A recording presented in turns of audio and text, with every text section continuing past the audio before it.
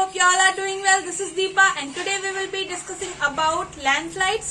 Landslides के बारे में पढ़ेंगे और जानने की कोशिश करेंगे द होल कॉन्सेप्ट। वैसे तो ये टॉपिक ज्यादा इम्पोर्टेंट नहीं है, लेकिन फिर भी जानना बहुत जरूरी है क्योंकि लैंडस्लाइड से कई बार इक्कल का क्वेश्चन पूछ लिए जाते हैं, तब प्रॉब्लम में आ जाते हैं कई बार बच्चे। तो लैंडस्लाइड ठीक है, जान लेते हैं पूरा कॉन्सेप्ट और समझते हैं कि कॉजेस क्या है और कैसे किस तरीके से जो है ये जो फेनोमेना है वो अकर होता है।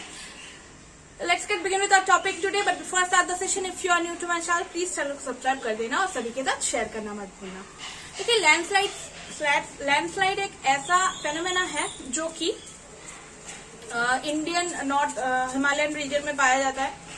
वेस्टर्न घाट में भी देखने को मिलता है मॉनसून सीजन में कई बार, और इसका जो मेन फोर्स लागू होता है वो है ग्रेविटेशनल फोर्स। ग्रेविटेशनल फोर्स की वजह से ही पहाड़ के ऊपर से चट्टाने जो है, मड या फिर सॉइल जो है ऊपर से नीचे की तरफ बेस लेवल पे माउंटेन के निचले हिस्से पर आ गिरता है। और लैंडस्लाइड्स पता ही होगा कॉन्सेप्ट आपको, लेकिन मैं एक और बार बता दूं इम्पोर्टेंट पॉइंट्स जो है। बेसिकली देखिए, नॉर्थ ईस्टर्न वाला जो पार्ट है, नॉर्थ ईस्टर्न वाला जो हिस्सा है इंडिया का, सबसे ज्यादा लैंडस्लाइड्स देखी जाती है इन जगहों पे, जैसे कि सिक्किम वाला एरिया हो गया, वेस्ट बंगाल का जो northern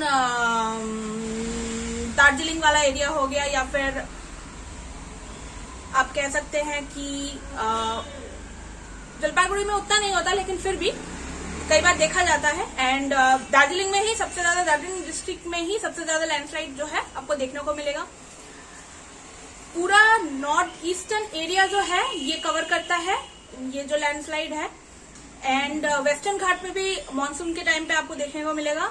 and this are important. ये कुछ सवाल ये पता रहेगा कि लैंडस्लाइड बेसिकली सबसे ज्यादा कहाँ पर देखने को मिलता है, तो आंसर होगा कि हिमालयन रीजन में। स्पेसिफिकली पूछा जाए तो नॉर्थ ईस्टर्न हिमालयन रीजन में सबसे ज्यादा लैंडस्लाइड्स हमें देखने को मिलती है। और लैंडस्लाइड्स कॉजेस पूछे जाएंगे कि क्या क्या कॉजेस है, कैसे आकर होता है, ये जियोफिजिकल है, ये क्वेश्चन में आया हुआ था।